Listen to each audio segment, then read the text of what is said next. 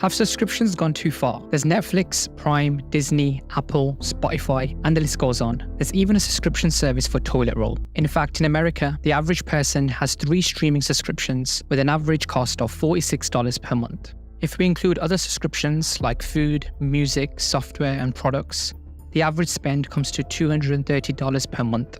And it doesn't look like this trend is slowing down anytime soon. Nearly all businesses today offer some kind of subscription model because it's predictable and recurring revenue and has significant potential for scale.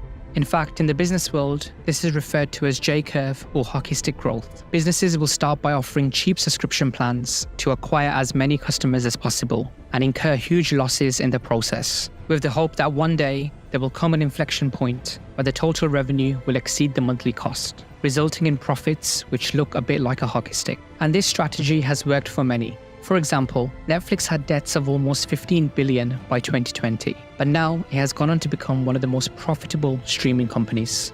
However, since the pandemic, there has been a steady decline in the number of new users, with many even leaving the platforms. And with the rising cost of content and platform maintenance, these companies are now forced to increase their prices just to remain profitable. For example, Amazon Prime started off at $79 per year, and now it's $139. Netflix have also joined the party in recent times with an increase of $3 per month.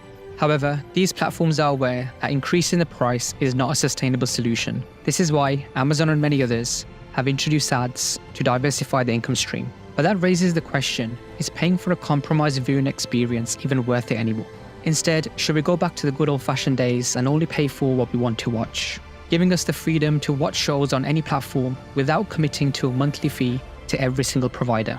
Well, only time will tell how streaming services will evolve.